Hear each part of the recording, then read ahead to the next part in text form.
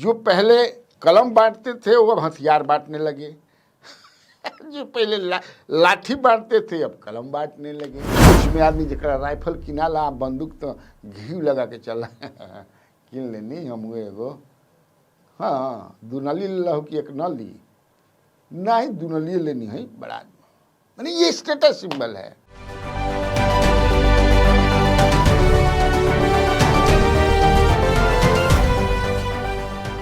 नमस्कार, स्वराज पोस्ट में आपका स्वागत है। मैं कन्हैया भेलारी। चलिए स्टार्ट न्यूज और साथ साथ व्यूज। न्यूज तो बहुत रहा आज। हाँ तेजस्वी यादव का भाषण हुआ, युवाओं के बीच कलम का बंटाई भी हुआ। बीजेपी ऑफिस में नितिन नवीन भी कुछ बोले। क्या बोले? अब बड़ा तेजस्वी नितिन नवीन, नीतीश कुमार, जेडीयू में भी कुछ मंत्रियों का हुआ। और रोज चली राजद ऑफिस में मंगनी लाल मंडल जो प्रांतीय अध्यक्ष है उन्होंने भी कुछ कहा। लेकिन ये सब तो आप देखिए लिए होंगे, सुन लिए होंगे का वीडियो पर। अब मैं जो कहूँगा और बताऊंगा आप लोगों को बड़ा इंटरेस्टिंग है। कैसे जो है राजनीति जो है ऊपर नीचे हिने होने से फिर कैसे क्या हो रहा है। देखिए, जो पहले कलम बांटते थे वो अब हथियार बांटने लगे। जो पहले लाठी बांटते थे अब कलम बांटने लगे। क्या चेंज आया है ये, आप देख रहे हैं ना कितना चेंज है। It is called revolutionary change. नहीं हुआ रिवॉल्यूशनरी चेंज। तेजस्वी यादव कलम बांट रहे हैं, नीतीश कुमार जी हथियार बांट रहे हैं। आप समझ रहे हैं ना। नितिन नवीन का तंज आ रहा है तेजस्वी यादव पर कि पिता इनके लाठी बांटते थे अब कलम बांट रहे हैं। तो आखिर ये क्या है, ऐसा क्यों हो रहा है? नीतीश कुमार जो है हथियार क्यों दे रहे हैं? लाइसेंस, हथियार का लाइसेंस से दिला पर सरकारी हथियार खरीदाई, बंदूक, राइफल, पिस्टल। आखिर क्यों दे रहे हैं? क्या जरूरत पड़ी? क्या जरूरत है बिहार को अभी? या आप जो तेजस्वी यादव सवाल उठा रहे हैं कि इसका मतलब कि प्रोटेक्शन लोगों का नहीं हो रहा है, पुलिस नहीं कर पा रही है, तो इसलिए आप लोग हथियार लीजिए, जितना हो सके लीजिए। अभी देखिए हाल ही में 9 या 10 जून को कुंदन कृष्णन जो एडीजी हैं उन्होंने क्या कहा कि किस माने पूरे बिहार भर में लगभग 40,000 लाइसेंस बंदूक, राइफल, पिस्टलधारी हैं। माने जिसके पास लाइसेंस है हथियार रखने का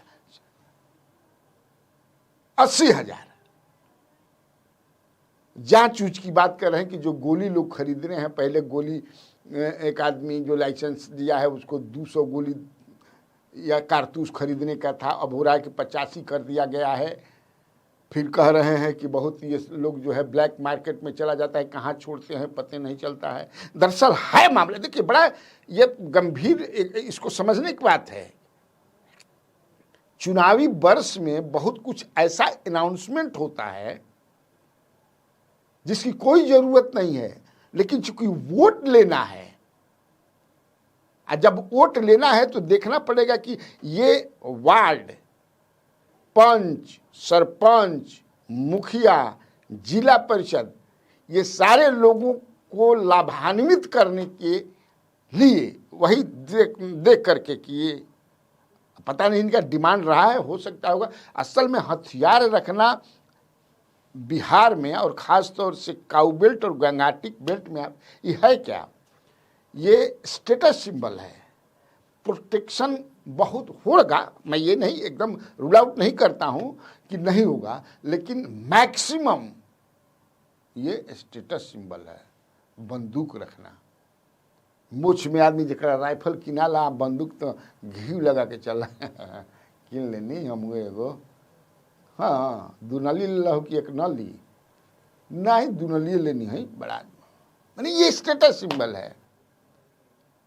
और ऐसे नहीं, अब कैसे हथियार दे देंगे, पत्र जारी हो गया है गृह विभाग से, क्या है देखिए, हथियार लेने का जो ऐसे ही थोड़े से लेगा, उसका पहचान पत्र चाहिए, एड्रेस प्रूफ चाहिए, मेडिकल सर्टिफिकेट चाहिए कि आप मानसिक और शारीरिक रूप से स्वस्थ हैं, आयु प्रमाण पत्र चाहिए, 21 वर्ष होना चाहिए, उससे ज़्यादा होना चाहिए, चरित्र प्रमाण पत्र चाहिए, इनकम की जानकारी, बहुत कुछ होता है। लेकिन कैसे दे देंगे? इसके बाद भी मैंने जो चरित्र प्रमाण पत्र कि आपके ऊपर कोई गंभीर क्रिमिनल केस तो नहीं है, लेकिन तब है कि दिया जा रहा है। तो ये चेंज है कि नहीं है, और ये बिहार को कहां ले जाएगा,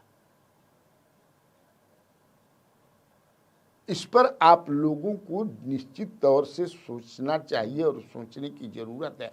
बाकी सब ठीक है।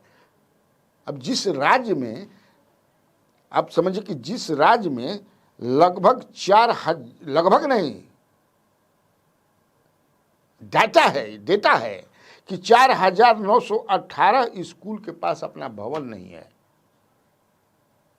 Total 74,000 primary, middle, high school सरकारी है, जिसमें लगभग 5,000 स्कूलों के पास अपना भवन नहीं है। लेकिन उस पर नहीं ज़्यादा यह है कि भवन बढ़ जाए, लड़के पढ़ें, समझ लीजिए। जोर किस पर है कि ये पंच, सरपंच, मुखिया, वार्ड, ये कैसे खुश रहें इस चुनावी वर्ष में, काहे लिए खुश रहे। हम I am not oppose to that कि आप मत दीजिए हथियार, लेकिन जरूरत क्या है। हम ये भी कहते हैं कि उधर तेजस्वी यादव जो कलम बांटने की बात कह रहे हैं, वो मतलब वाकई भाई चुनावी वर्ष है, वो एक मैसेज की देखिए हम कलम बांट रहे हैं। मोदी जी ने नोटबंदी ही नहीं की है, रोजगार बंदी भी कर दी है, और युवाओं की सोच की नसबंदी भी कर दी है। वो आपको हिंदू मुसलमान में उलझाएंगे, लेकिन उलझना नहीं है, मुद्दे की बात करना है, मुद्दों की बात नहीं करना। आज मैंने आपको कलम बंटवाई है, मिला है कलम। आज तेजस्वी ने आपको कलम बंटवाई है। आपने सोचा हमने आपको कलम क्यों बंटवाई है? आप लोग सोचे हैं कलम क्यों बंटवाई है? दिल पर हाथ रख करके बताइए क्यों बंटवाई है कलम। देखो, बंटवाने के लिए तो हम पेंसिल भी बंटवा सकते थे, लेकिन कलम ही क्यों बंटवाए? मैं चाहता हूं, देखिए, पेंसिल क्यों नहीं, पेन ही क्यों? पेन इसलिए दिया है क्योंकि पेन पर जिम्मेदारियां बहुत है। मीडिया के लोग हैं यहाँ। नीतीश जी ने एक और घोषणा की है। क्या घोषणा की है? कि जितने पंचायत प्रतिनिधि हैं 2.5 लाख उनको आर्म्स लाइसेंस दिया जाएगा। हम कलम बांट रहे हैं, वो बंदूक बांट रहे हैं। जो मैं बताया कि अब आप लोग तय करिएगा कि मुख्यमंत्री नीतीश कुमार हथियार दे करके, लाइसेंस, हथियार मतलब लाइसेंस देना मतलब हथियार देना, उसका अधिकार कलेक्टर उलेक्टर के पास ही होता है, वही लोग देते हैं। और मैं पहले अपने वीडियो में बता चुका हूँ कि कैसे जब जाने लगते हैं कलेक्टर साहब लोग का ट्रांसफ़र हो जाता है, कैसे जो है लाइसेंस होने लगता है, बंदूक, राइफल, पिस्टल का धड़ाधड़, ये सब आप समझिएगा। लेकिन एक और खबर है जो भागलपुर से है कि वहाँ इंडिया इनकलाब पार्टी के जो आईपी गुप्ता हैं, वो तो जानते हैं पान समाज के बड़ा मजबूत नेता हैं, वो पूरा बिहार भर में घूम रहे हैं, जैसे प्रशांत किशोर घूम रहे हैं। तो उनकी उनका कार्यक्रम था भागलपुर में आईपी गुप्ता का, तो उन्होंने क्या क्या भाषण दिया है वो भी सुन ही लीजिए मेरे ही कार्यक्रम में। आपको पता नहीं भागलपुर में आपकी कितनी क्षमता है, शायद किसी को नहीं मालूम होगा। हम आपको बताते हैं कि भागलपुर में 10 विधानसभा, 7 विधानसभा, तो 7 विधानसभा में बीपुर एक विधानसभा है, जिसमें हम लोग कितने हैं? 14,217 वोट, यानी 2017 वोट में 10,000 हम लोग तोल देते हैं। 164 वोट है। फिर 35 जो हम लोग खड़े हैं इस विधानसभा में 26,106 वोट है, यानी बिना ततवा का इन तीनों विधानसभा जहां लिखे हैं बिना ततवा का कोई एमएलए नहीं बनेगा, नहीं बन सकता। कहलगांव 35,012 वोट। कितना है? 35,000। कहे ततवा है ये नहीं हो। 35,012।